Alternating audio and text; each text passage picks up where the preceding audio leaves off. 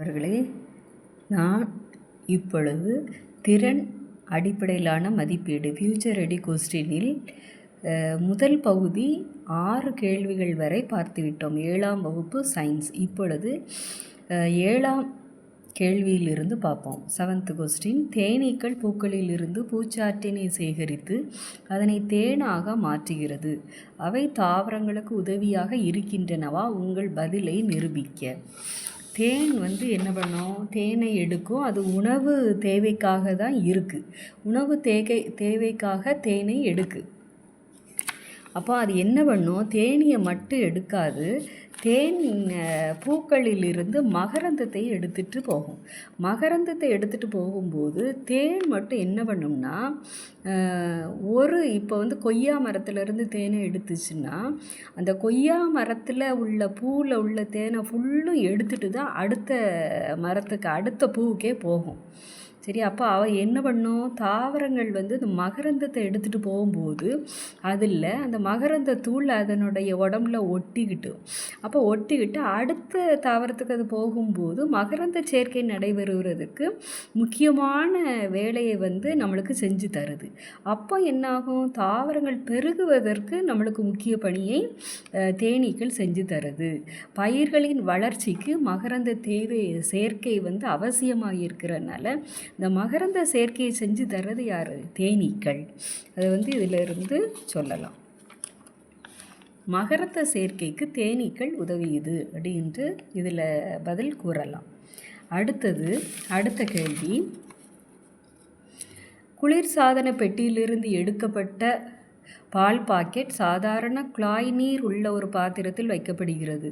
சிறிது நேரத்திற்கு பிறகு பாத்திரத்தில் உள்ள தண்ணீர் குளிர்ச்சி அடைகிறது. அது எப்படி நடக்கிறது? பால் பாக்கெட்டின் வெப்பநிலை என்ன ஆகும்? முன்னாடி காலங்கள்லாம் ஃப்ரிட்ஜு இல்லாமல் இருக்கும்போது பால் பாக்கெட்டே தண்ணிக்குள்ளே தான் போட்டு வைப்பாங்க, பால்காரர் தந்த உடனே. இது இப்போ குளிர்சாதன பெட்டியிலிருந்து எடுக்கப்பட்ட உடனே பால் பாக்கெட்டின் வெப்பநிலை தண்ணீர் சாதாரண குழாய் தண்ணீரின் வெப்பநிலையை விட அதிகமாக இருக்கும். ஃபஸ்ட்டு வெப்பநிலைன்னா அது குளிர்ச்சியான நிலை அதிகமாக இருக்குது சாதாரண தண்ணியோட. பால் பாக்கெட்டிற்கு வெப்பச்சலன முறையில் குறைந்த வெப்பமுள்ள தண்ணீருக்கு மாற்றப்படுகிறது. பால் பாக்கெட்டில் இருந்து வர வெப்பம் இந்த தண்ணீருக்கு எந்த முறைப்படி மாற்றப்படுகிறதுனா வெப்பச்சலன முறைப்படி மாற்றப்படுகிறது. அப்போ வெப்பம் குறைஞ்சிரும். யாருக்கு குறையும்? பால்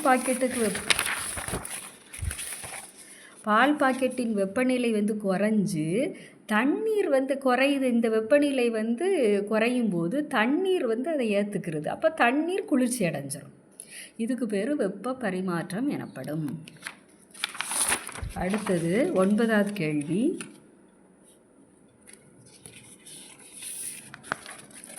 சித்ரா ஒரு மின்கலம், சாவி, பல்பு மற்றும் இணைக்கும் கம்பிகளை கொண்டு ஒரு எளிய மின்சுற்றில் ஒரு பிளாஸ்டிக் துண்டை இணைத்தாள். சாவி மூடிய நிலைனா ஆன் இருக்கும்போது மின் விளக்கு ஒளிரவில்லை. அவளுக்கு இதற்கு காரணம் தெரியவில்லை. அவளுக்கு தெளிவான விளக்கத்தினை அளிக்கவும். இதில் என்னெல்லாம் எடுத்திருக்கா? மின்கலம்னா பேட்ரி, சாவி, ஒரு பல்பு, இணைக்கும் கம்பி வச்சுருக்கா. இதில் பிளாஸ்டிக் துண்டை இணைக்கிறா. அதில் சொல்லியிருக்க பாயிண்ட்டு பிளாஸ்டிக் துண்டு. அப்போ பிளாஸ்டிக் என்ன பண்ணாது? தன் வழியே மின்சாரத்தை செல்ல அனுமதிக்காது. இது மின்காப்பான், மின்சாரத்தை கடத்தாது. இந்த மின் சுற்று நிறைவடையணும் அப்படின்னா என்ன இருக்கணும்? அதில் மின்கலம், சாவி, ஒரு பல்ப் இருக்கணும். மின் கடத்தும் பொருட்களை வச்சு தான் அந்த மின் சுற்று நிறைவடையும். இப்போ மின் சுற்று நிறைவடைகிறதுக்கு இந்த பிளாஸ்டிக் இருக்கிறனால இந்த மின் சுற்று நிறைவடையாது. அதனால இந்த மின் விளக்கு ஒளிராது. இந்த பாயிண்ட்டை மட்டும் கூட சொன்னால் போதும். பிளாஸ்டிக் தன் வழியே மின்சாரத்தை செல்ல அனுமதிக்காது. இது மின் காப்பான். எனவே மின் விளக்கு ஒளிரவில்லை. அடுத்தது வளிமண்டலத்தில் ஸ்ட்ராட்டோஸ்பியர் ஓசோன் படலம். 10வது கேள்வி. ஓசோன் படலம் உள்ளது. மாசுபாட்டின் காரணமாக இந்த அடுக்கிலுள்ள ஓசோன் படலம் குறைகிறது.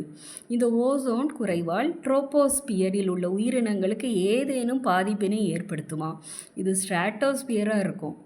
ஏற்படுத்துமா? எவ்வாறு? 10வது கேள்வி, ஸ்ட்ராட்டோஸ்பியர் வந்து பூமியினுடைய உயிரினங்களை பாதுகாக்கிறது. இது ஓசோன் படலம் குறைவதால்.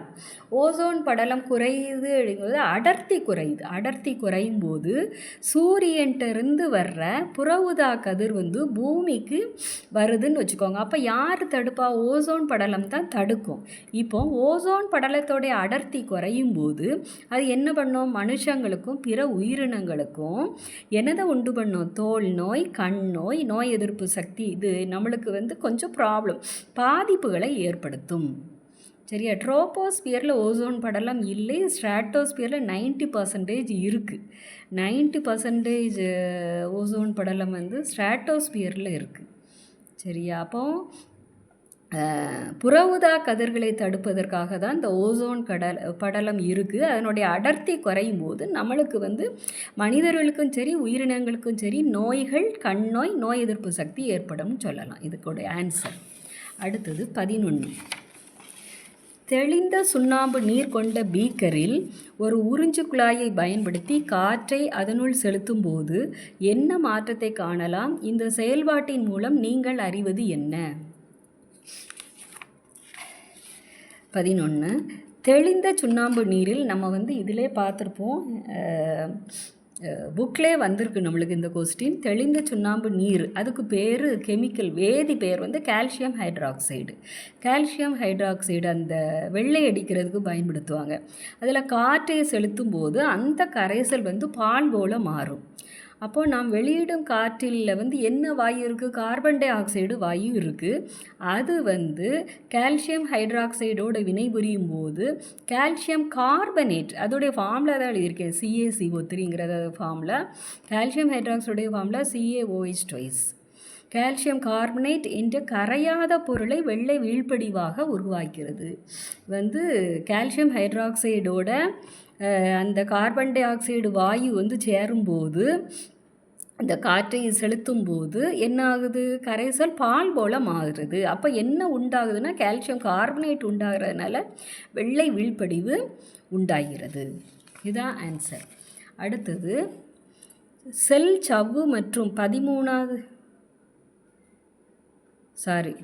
கேள்வி, தாவரங்களும் விலங்குகளும் சுவாசித்தலின் போது ஆக்சிஜனை எடுத்துக்கொண்டு கார்பன் டை ஆக்சைடை வெளியிடுகின்றன.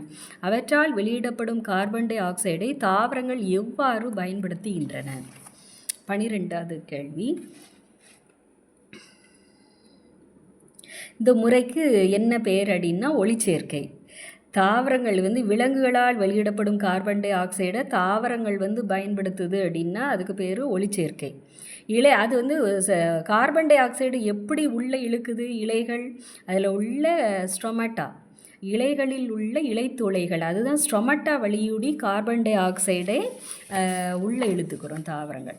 அப்போ இலைகளில் உள்ள பச்சையம்ங்கிற நிறமி உதவியுடனும் சூரிய ஒளியின் ஆற்றலை பயன்படுத்தியும் கார்பன் டை ஆக்சைடு மற்றும் நீரை பயன்படுத்தி எது நம்மளுக்கு தருது? தாவரங்கள் வந்து சர்க்கரை C6H12O6 இருக்குல்ல, சர்க்கரை தருது, ஸ்டார்ச், எளிய உணவாக நம்மளுக்கு மாற்றி தருது.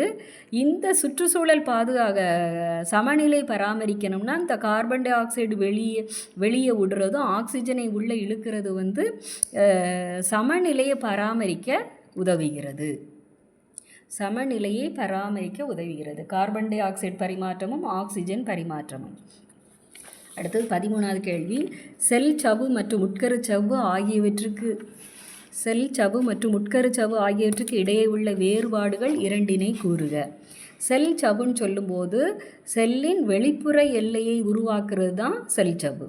அது வந்து என்ன பண்ணுது? சைட்டோபிளாசத்தை வெளிப்புற சூழலிருந்து பிரிக்கி செல் சவ்வு, அப்படி தானே. அடுத்தது உள்ளே இருக்குது உட்கருச்சவ்வு. அந்த உட்கருவை சுற்றி அமைந்துள்ள உட்கருக்குள்ளே யார் இருப்பா? மரபணு பொருள் இருக்கும். இந்த மரபணு பொருளை சைட்டோபிளாசத்திலிருந்து பிரிக்கிறது உட்கருச்சவ்வு. சைட்டோபிளாசத்தை வெளிப்புற சூழலிலிருந்து பிரிக்கிறது செல் சவ்வு. இது ரெண்டையும் ஞாபகம் வச்சுக்கிறணும். செல் சவ்வில் வந்து துளைகள் கிடையாது, உட்கருச்சவ்வில் துளைகள் இருக்கும். இதோட 13 கேள்வி ஆன்சர் முடிவடைந்தது. நன்றி மாணவர்களே. அடுத்த வீடியோவில் சந்திப்போம்.